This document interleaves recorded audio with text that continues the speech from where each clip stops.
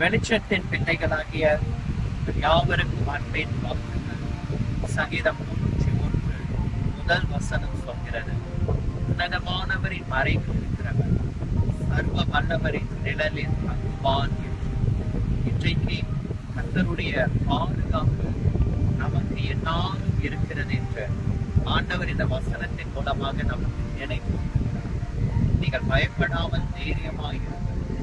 அவருடைய பாதுகாப்பு உங்களுக்கும், உங்களுடைய வீட்டிற்கும், உங்களுடைய குடும்பத்திற்கும் சர்வ வல்லவருடைய நிழல், உன்னதமானவருடைய மறைவு ஒரு நாளும் உங்களை விட்டு நீங்குவது கிடையாது. பாதுகாப்பற்ற இந்த பூமியிலே நாம் வாழ்ந்து நமக்கு எந்த ஒரு பாதுகாப்பு நிச்சயம் இல்லாமல் இருக்கிற இந்த சூழ்நிலையிலே தேவன் நமக்கு வாக்குப்பட்டுகிறார். நீ பயப்படாதே. அநேகருக்கு அடைக்கலம் இல்லாமல் ஆங்காங்கே ஓடிக்கொண்டிருக்கிறார். ஆனால் உனக்கு என்னுடைய மறைவு, என்னுடைய நிழல் நாளும் பாதுகாப்பா இருக்கும் என்று தேவன் உங்களை பார்த்து அன்போடு கூட இன்றைக்கு பிரியமானவர். அந்த மறைவுக்குள் ஓடி மாறுங்கள்.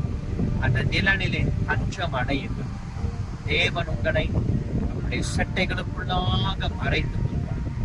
உலகத்தில் இருக்கக்கூடிய எல்லா பொல்லாப்பும், எல்லா வாதைக்கும் தேவன் உங்களை விலக்கி காப்பார். உங்கள் வீட்டை, உங்கள் குடும்பத்தை, குடும்பத்தில் இருக்கிற எல்லாரையும் விலக்கி காப்பார். பாதுகாப்பற்ற இந்த பூமியிலே பொல்லாத நாட்களில நாம் வாழ்ந்து கொண்டிருக்கிறோம்.